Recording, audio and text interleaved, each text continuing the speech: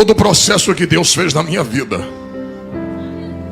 começou com o joelho de um casal. Meu pai e minha mãe. Fui nascido e criado dentro do Evangelho. Servi a Deus na época da igreja do pastor Teotônio, na igrejinha pequena de baixo. Depois se construiu a sede onde nós estamos até hoje, do qual meu pai e minha mãe servem a Deus no mesmo lugar há 50 anos, sem mudar de congregação. Olha para cá. Cresci escutando os homens louvando, a orquestra. Só que sabe como é filho de crente? Vai passando os períodos, e eu digo que a minha geração foi a melhor geração que já existiu. Porque a minha geração, eu brinquei de bola, eu brinquei de ioiô, eu brinquei de peão, eu brinquei de búlica, eu brinquei de gude, pique lateiro, pique esconde, pique tá, pique alto, polícia e ladrão.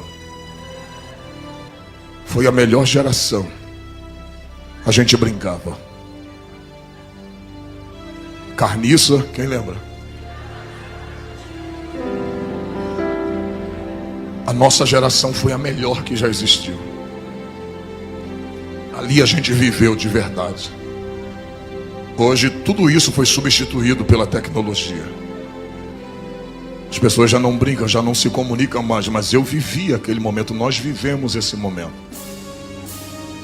E só que a gente vai crescendo, vai saindo da adolescência. E com 15 anos eu já comecei a querer sair. Eu tinha regra para chegar em casa. Eu tinha que sair 7h30 da noite, e 10h30 da noite eu tinha que estar em casa. Se eu passasse dessa hora, o chicote comia. Apanhava de verdade. E eu me lembro que quando eu completei 16 anos, eu comecei, por curiosidade, a colocar o primeiro, 15 anos, eu coloquei o primeiro copo de cerveja na boca. E aquela foi a minha perdição. Porque naquela época, quando você bebia uma cerveja, você se sentia mais adulto. E o que eu fazia? Não tinha dinheiro para comprar o cigarro. Eu pegava as guimbas de cigarro com os amigos e começava a fumar. E chegava em casa, antes de chegar em casa usava house, ou então pegava a parte de dente na rua mesmo, com a escova que já botava no bolso, e escovava o dente e chegava em casa, como se nada tivesse acontecido. Um dia, eu estava já com 16 anos, e nós estávamos saindo naquele dia, eu perdi a cabeça e bebi demais. E quando eu estava bem tonto, bem ébrio, um rapaz chegou para mim que se dizia meu amigo e disse: só tem um jeito de tu ficar bom. Eu falei: como? Ele disse: experimente isso aqui. Ele tirou um saco de cocaína do bolso. Eu falei: como se faz isso? Ele preparou aquela trilha para mim e eu cheirei aquilo. Quando eu cheirei, o efeito do álcool foi embora na hora, cortou. E olha como é que o diabo me pegou. Eu disse: então vou precisar pelo menos de um saquinho desse toda vez que eu beber. E toda vez que eu ficar bêbado, eu cheiro isso aqui e fico bom. E eu comecei dessa forma a me aprofundar no vício da cocaína. Foi assim que o diabo foi me pegando. Dali eu comecei a trabalhar e comecei a ganhar bem. E eu ganhava dinheiro toda semana. E R$100 há 20 anos atrás era dinheiro.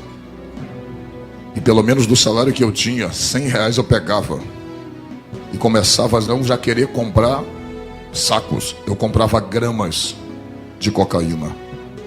Comecei a arrumar amizade com os rapazes da boca de fumo. E ali eu comecei a usar muita cocaína. Passei a usar cocaína, e quando eu ficava bêbado, eu ia, cheirava e ficava bom. Só que o tempo foi passando. Com 17 anos eu já achava que eu era dono do meu nariz. Eu já estava extremamente afundado na cocaína. Daí, eu já não queria mais gastar dinheiro. Aquela cocaína que eu pegava no morro, a gente já trazia para Comendador Soares, aonde eu morava. E dali, nós pegávamos aquela cocaína semi-pura, nós tínhamos contato, e pegava aquela cocaína e colocava tudo quanto era desgraça ali dentro. Pó Royal, colocava xilocaína, Doril, tudo ali, misturava. E fazia aquela grande quantidade de cocaína. Então já não passei a ser mais usuário. Eu já passei a traficar. Eu mantinha o meu vício. Dali, a gente já começou a comprar armas, a usar armas. E nisso o diabo foi afundando a minha vida, sem eu perceber. Só que existia dentro da minha casa, e existe. Ela mora na casa dela e eu na minha. Mas uma mulher que não deixava de orar. Eu por muitas vezes vi minha mãe orando, dizendo assim: Deus, se quiser levar um dos meus filhos, leve, mas leve eles dentro de casa. Não me dá o desgosto de ver nenhum dos meus filhos estirado na rua. Nenhum. E nessa minha ida de tráfico, algumas coisas eu não vou poder falar, que está sendo gravado. Mas nessa minha ida de tráfico, eu me lembro que eu tinha alugado uma casa para traficar. E naquela noite, eu estava com aquele Magno 45, aquela 45 na minha cintura. E nós estávamos vendendo pó dentro daquele beco. Chegou um homem. E antes daquele homem chegar, eu passei por ele dentro daquele beco. E aquele homem foi o homem que veio para me matar. E naquele momento eu cheguei ali. Eu passei por ele naquele beco. Ele me deu boa noite. E eu dei boa noite para ele. E ele parece que não me reconheceu. Aí você fala assim: pastora, foi só uma coincidência. Não. É Deus cegando os olhos do teu adversário. Eu passei por ele. E quando eu saí para fazer uma outra situação, entregar uma carga, como a gente dizia, entregar uma quantidade de cocaína a um determinado lugar, os meninos que estavam lá disseram: Trovão, um homem veio te procurar. E ele não estava só. Até as pessoas que estavam do lado de fora, irmãos, não conseguiram me ver. Deus estava me escondendo no seu esconderijo. E dali, os irmãos já viram. Eu comecei a traficar demais. Comecei a vender demais. E eu fui me iludindo com o dinheiro que eu ganhava. Porque quem já viveu no tráfico sabe que o dinheiro entra muito fácil. E da maneira que entra, é da mesma maneira que sai. Dali, o filho de crente já começou a ir para o baile. Já começou a brigar na rua. Já começou a fazer bondes e arrastões. Já começamos a fazer arrastão na rua. Na época, onde se... Nike naquela época era muita ostentação possuir um Nike naquela época. E olha como o diabo colocou o desejo de fazer a mesma coisa. Foi quando roubaram o meu. Eu disse: já que roubaram o meu, todos vão perder. E a gente tomava tudo que tinha. Tudo que tinha nós tomávamos. E eu me lembro que um belo dia um amigo meu chegou para mim e disse assim: Júnior, vamos a Queimados. Vamos ali ceifar uma vida. Naquele dia eu descobri que o diabo está por trás de tudo. Eu me lembro que quando eu fui, nós pegávamos um ônibus. E eu estava com aquela 45 na cintura. Ele disse: esse cara mexe com a minha mulher. E eu já mandei ele parar de mexer. E como ele não parou de mexer, hoje nós vamos ceifar a vida dele. E a gente usou muita cocaína. Interessante, né? De cara limpa ninguém consegue fazer nada. E eu me lembro que quando nós chegamos ali, entramos dentro daquele centro de macumba. Hoje eu entendo o que o diabo faz e como o diabo está por trás de ceifar uma vida. Quando nós chegamos naquele centro de macumba em Queimados, a dona do centro de macumba, ninguém sabia que nós íamos ali, ninguém. A dona do centro de macumba chegou e disse assim: vocês vieram matar o Marcos? Aí eu olhei para o Carlos. Ela falou assim: não mata ele aqui dentro não, mata ele aqui fora, para não sujar o centro. Mas ninguém sabia. Ninguém sabia. E naquela tarde, aquele homem estava limpando. Ele estava limpando os atabacos. Ele estava limpando aquele... eu não esqueci o nome daquilo, aquele que se bate. Eu nunca fui na macumba em si. Ele estava limpando com pano. E o Carlos chegou para ele e disse: hoje a gente vai acertar as contas. Vem para cá. Ele: eu não vou. Aí eu puxei, levantei a camisa, falei: vai lá para trás. E quando ele ficou lá atrás do quintal, eu me lembro que o Marcos estava a mãe e o pai dele. E naquela tarde, o Marcos explicando para o pai e para a mãe dele, dizendo: você vai morrer por isso, porque você é sem vergonha. Você está mexendo com a minha mulher. Rapaz, o cara é endemoniado. Ele estava endemoniado. Ele disse assim: por que você não veio sozinho?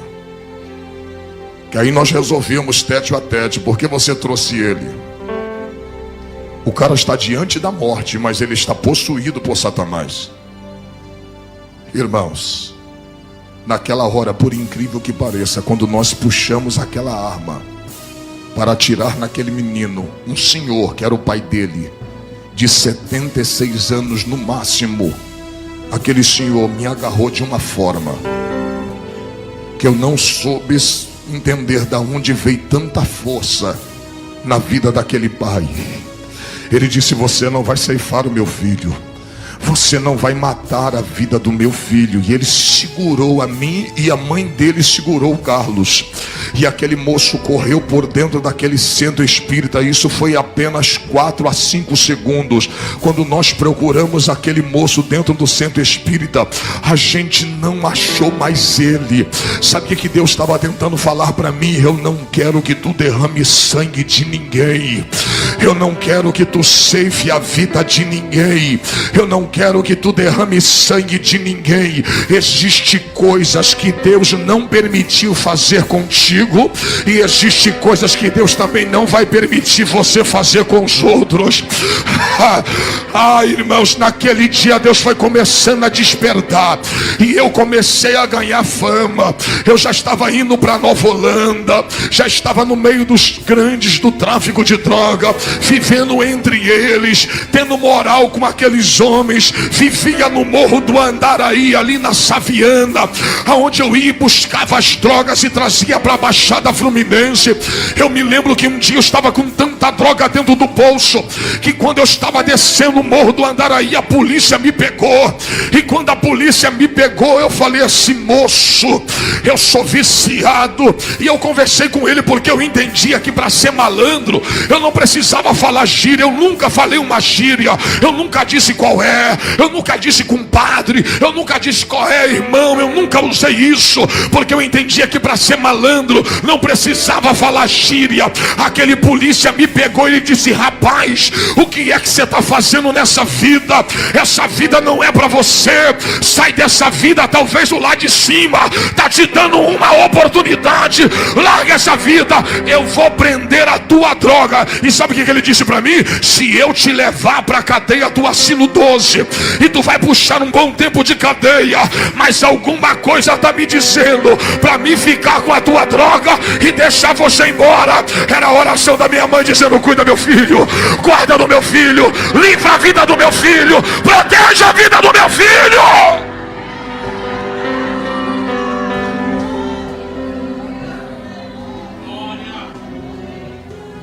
Olha para mim. Aquele dia eu tomei aquele bote, e sabe o que eu fiz? Fui lá para o Morro do Acari e peguei mais uma quantidade de drogas e fui para dentro de uma casa de um amigo meu chamado Virley. Colocamos aquela grande quantidade de cocaína, parecia um monte, dentro de um prato. Comecei a cortar aquela cocaína na gilete, fazendo as trilhas. E nós começamos a cheirar. Cheirar. Eu e ele, cheirar, cheirar. Até o ponto que naquela noite meu nariz começou a sangrar. E quando eu percebi que eu ia ter uma overdose de cocaína, eu nunca esqueci quem eu fui. Quando você se afasta, todo afastado um dia já experimentou Deus. E não existe ninguém que experimente Deus e esqueça dele. Eu estava naquela mesa com meu nariz sangrando, e quando eu vi que eu ia ter aquela overdose, eu comecei a cantar na frente daquele amigo meu que era ímpio como eu também era. Eu cantei desta forma: eu sei que errei, mas peço outra vez uma chance. Eu quero voltar, prometo seguir como antes. Não dá pra ficar distante assim, com essa angústia no olhar. Por isso preciso ao primeiro amor voltar. Eu quero voltar ao primeiro amor. Preciso voltar ao primeiro amor.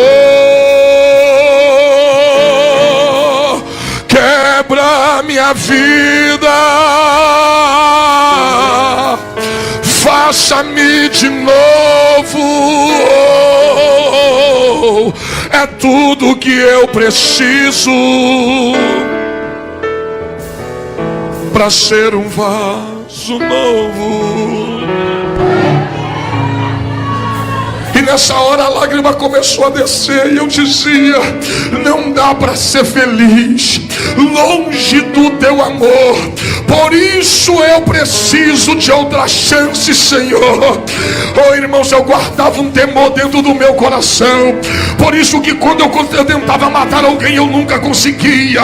Eu já troquei tiro com polícia, eu já troquei tiro com pessoas, mas eu nunca consegui propriamente tirar a vida de alguém. E eu sempre desejava, o diabo sempre botava no meu coração: tira a vida de alguém. O diabo sempre quis que eu derramasse sangue para ele beber. Mas tinha uma mulher orando de cabelo branco dizendo: guarda meu filho, protege meu filho, livra a vida do meu filho.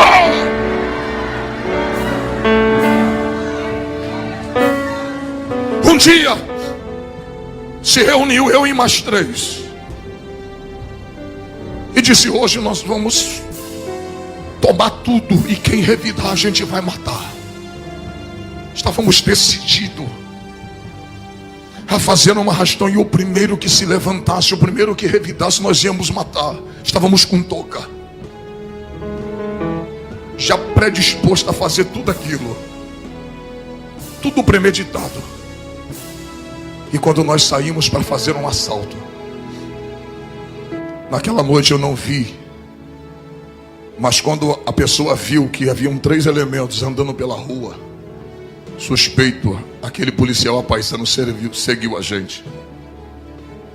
E quando ele seguiu a gente, na hora que eu puxei do revólver, eu estava com um Magno 357, 6 polegadas, parecia um coringa cromado. Quando eu puxei aquele revólver para fazermos o assalto, eu só comecei a ver do outro lado da rua fogo saindo do cano daquele revólver. O primeiro pegou na minha barriga,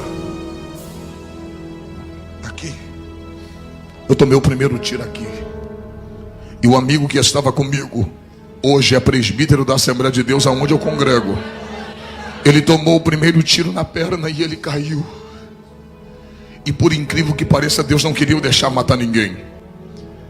Eu frente a frente com aquele polícia, ele do outro lado, eu apontei o revólver. Irmãos, quem tem revólver sabe, o Magno não falha. Aquele revólver não tem como picotar uma bala. Eu apontei para a direção dele para dar no peito dele. Quando eu apontei e apertei o gatilho, o revólver falhou. Deus segurou aquela bala. E quando eu fui dar quando eu dei o primeiro, falhou, e eu tomei o outro, que eu virei, quando eu vi que ele ia atirar, eu corri e bateu aqui na minha mão. Tem onde a minha mão está furada, bateu aqui, vazou aqui. E quando eu dei o segundo, aí pegou. Mas eu já dei já com as costas, virando o pescoço e atirando para ele não atirar mais em mim. Naquele dia ali, eu tomei 2 tiros. O Henrique tomou um na perna. E o cara chegou na cabeça dele e disse: você vai morrer. E apareceu gente não sei de onde. Saiu, a rua estava semideserta. Apareceu pessoas não sei de onde, gritou: não faça isso com esse jovem.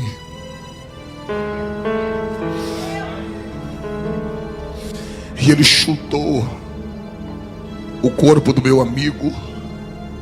E eu corri. Peguei um ônibus, nós não estávamos de carro, pegamos um ônibus. Rendi aquele ônibus, puxei aquela arma imensa. Rendi o motorista e disse: me leva até a minha casa. Me leva até Comendador Soares. Nós tomamos tiro em Nova Iguaçu, lá na Dalvomor, na troca de tiro com policiais. Eu disse: me leva até minha casa, não para ninguém. Quando ele me parou, deixou num ponto próximo da minha casa, eu desci, joguei a arma na linha do trem. E quando eu joguei a arma na linha do trem, eu vim para casa. Eu estava com a camisa branca, eu estava com a calça branca e uma camisa verde, um blusão verde por cima, que escondia aquela arma. Quando eu cheguei em casa, que eu tirei a minha camisa, gritei minha mãe, falei: mãe. Minha mãe olhou para mim e disse: meu filho, o que foi isso? Porque você está tão cheio de sangue? E eu disse: mãe, teu filho tomou tiro.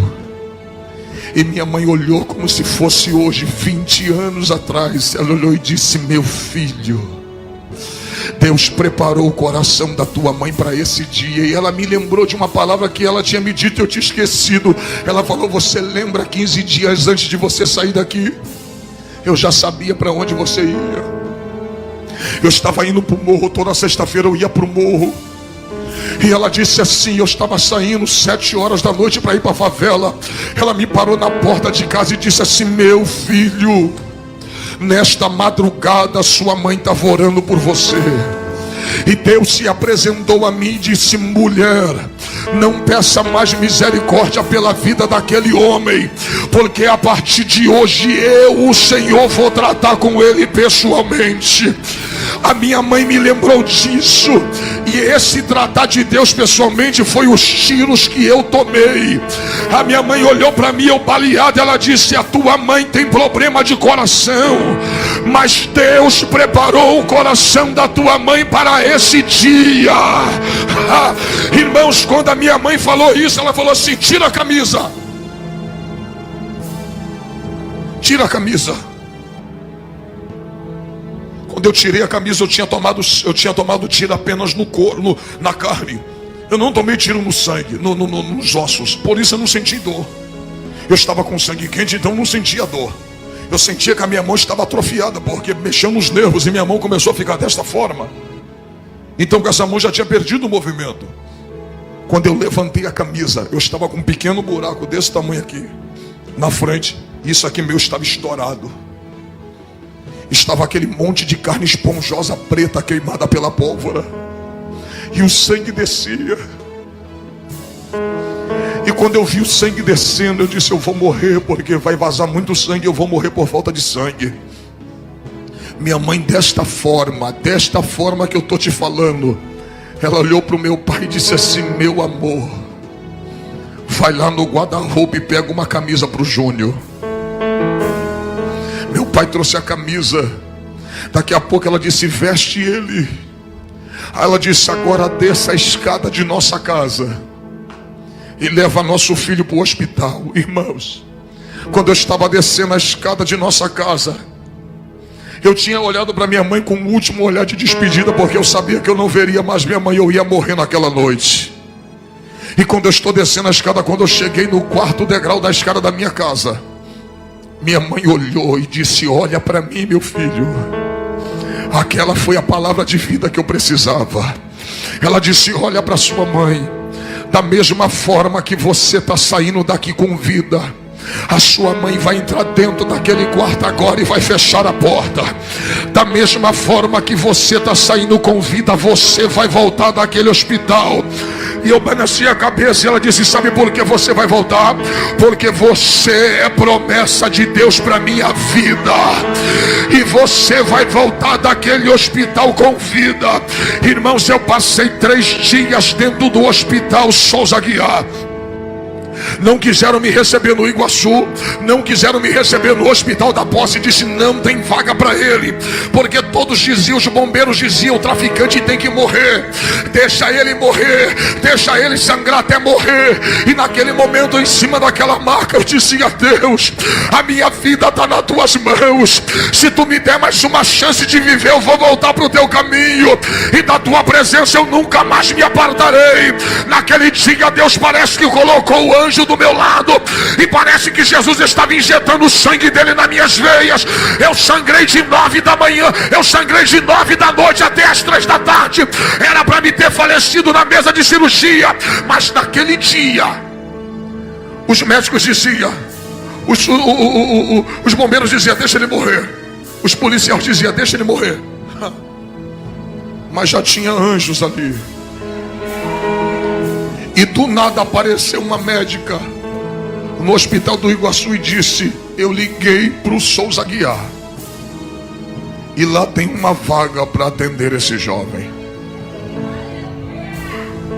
Cheguei no Souza Aguiar, ainda me deixaram sangrando, esperando no meio do corredor. De meia-noite até as 3 da tarde eu fiquei só com soro e perdendo sangue. Naquele dia o diabo queria levar minha vida, mas você não entendeu ainda. Enquanto eu estava perdendo sangue, minha mãe estava clamando pela vida dentro daquele quarto. Havia uma batalha entre a vida e a morte. O diabo queria me ceifar, mas eu era uma promessa. Você não entendeu, eu sou uma promessa. E aquilo que Deus promete, nem a morte é capaz de anular a promessa de Deus. Oh, glória! Olha para mim, irmãos. Naquele dia, olha para cá, eu saí de dentro daquele hospital, fui para casa, fui me regenerando, me cuidando, não morri. Mas parece que alguma coisa ainda me prendia. Eu larguei o tráfico, mas eu não larguei a cocaína. E eu mesmo andando assim encurvado, 3 meses depois eu ainda cheirava. 7 meses depois eu ainda cheirava. E um dia encontrei um homem, sabe aqueles carrapatos de Jesus, aqueles que não largam do teu pé. Rapaz, não faz promessa para crente não, porque se crente falar assim: ó, vamos no culto comigo, você falar um dia eu vou, acabou. Enquanto tu não for, ele não larga do teu pé.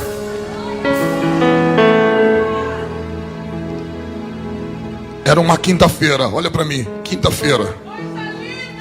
Eu estava com o bolso cheio de cocaína, mas eu não havia cheirado. O Maxi, que hoje é pastor, ele disse assim: Júnior, eu estou vendo que você está ébrio, você está bom, você não está ébrio, você não está drogado. Paga aquela dívida hoje. Eu falei: ô Max, hoje não. Ele: Júnior, se você for à igreja comigo hoje, depois da minha salvação e depois do meu casamento, será o dia mais feliz da minha vida. Aí eu pensei assim, eu falei: esse cara é chato. Então já que eu não cheirei, eu vou para a igreja, depois da igreja eu cheiro. Mas eu vou lá e pago a dívida e morre. Irmãos, fui em casa. Quem é das antigas que lembra das marcas?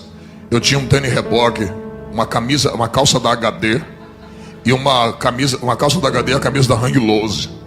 Eu magrinho, chupado pela cocaína. Eu era muito magro, porque quem cheira é magro demais, é tudo chupado. Vai eu à igreja. 7 horas cheguei, 7 e pouca cheguei na igreja. Irmãos, a congregação do campo do pastor Geraldo Vicente, lá em Comendador Soares. Estava lotado na rua da Sobel, da antiga Sobel, lotada como está aqui. Tinha-se tanto de gente aqui na igreja. O púlpito cheio. Quando deu 8 horas, ele me apresentou. Ele disse: está conosco aí o Júnior, a convite do Max. Está aí. Irmãos, quando deu 8h25, Jonas ficou de pé. E disse assim: Júnior, fica de pé. Eu disse: ele é. Ele falou assim para mim: você crê que Deus fala com um homem? Eu falei: creio, porque minha família é evangélica, eu nasci no berço evangélico, eu sabia que Deus falava.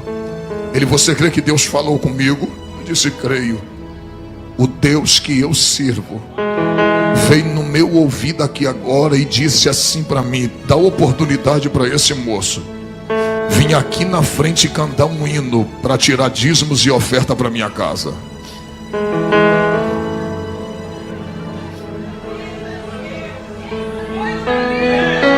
Naquele dia eu descobri, sabe o que? Quando Deus quer salvar alguém, até a liturgia do culto ele quebra. Porque a liturgia do culto diz que você tem que dar oportunidade para quem é crente e quem está em comunhão com a igreja e com Deus. Nunca para uma pessoa que não é crente. E vai eu pela primeira vez na igreja, abri a boca e cantei: quebra minha vida, faça-me de novo, é tudo que eu preciso para ser um vaso novo. Não dá para ser feliz longe do teu amor. Aqui na casa de Isabel, outra chance, Senhor.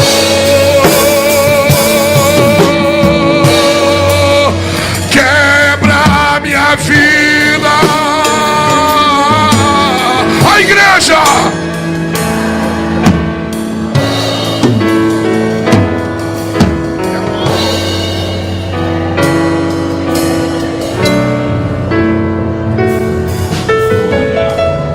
Você está pensando que eu aceitei Jesus?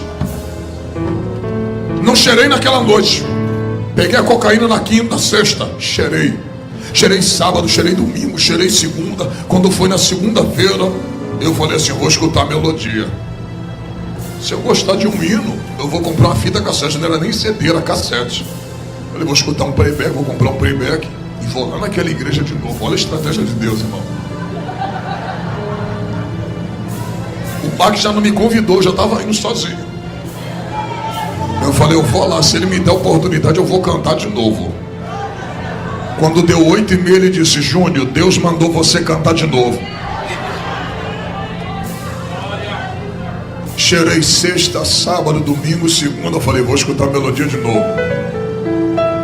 Vou ensaiar o hino, vou gostar e vou levá-la de novo. Se esse pastor deixar eu cantar, eu vou cantar de novo. Comprei outro playback. Terceira quinta-feira, quem é que canta? Eu. Rapaz, olha pra cá.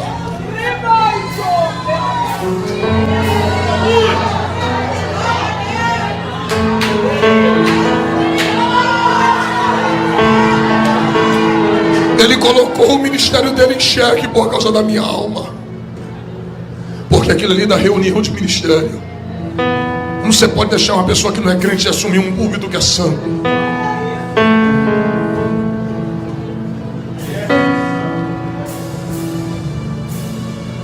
Ele colocou a minha alma acima de tudo. Na quarta, quinta-feira eu falei assim: eu vou lá. Escutei a melodia de novo, comprei um playback e disse: vou cantar, se ele deixar cantar eu canto. Cantei pela quarta vez na igreja sem ser crente. Quando foi na quinta vez levei o playback, eu não cantei. Mas quem pregou? Pastor Jonas Baraquizo. Está na Assembleia de Deus do pastor João Nunes até hoje. Ele era do campo do pastor Geraldo e hoje está no pastor João Nunes. Ele pregou. Ele pregou sobre a crucificação de Cristo.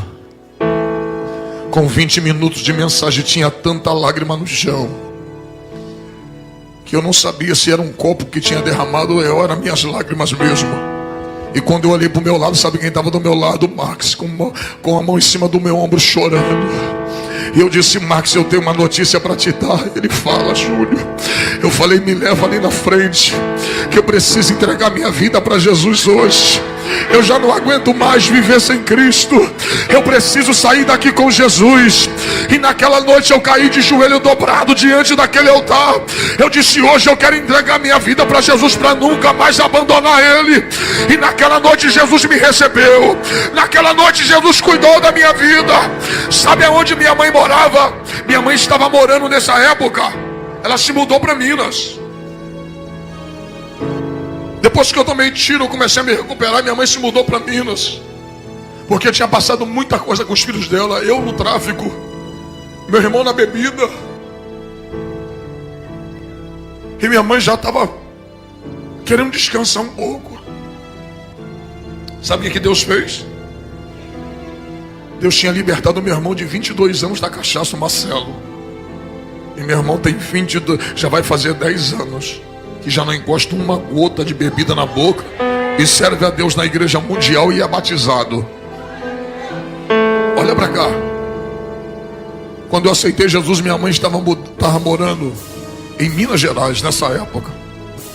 Cheguei em casa às 11 horas da noite.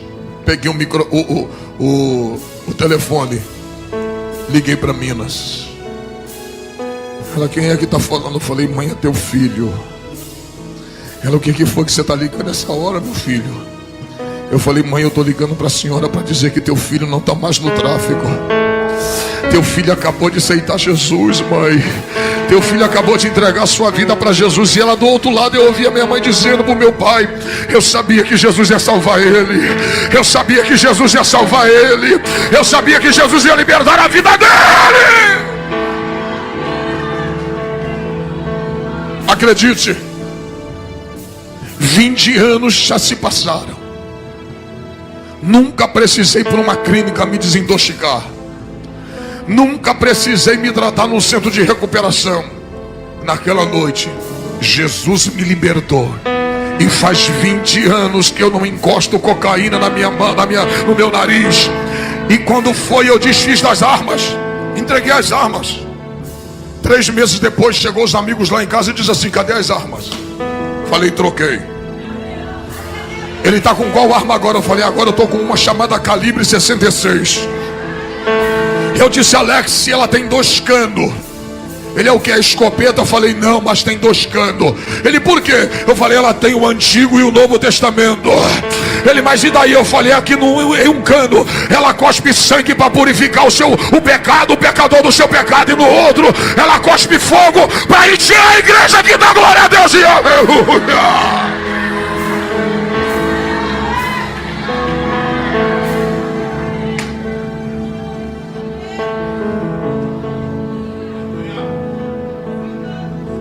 Minha esposa está aqui, não me deixa mentir.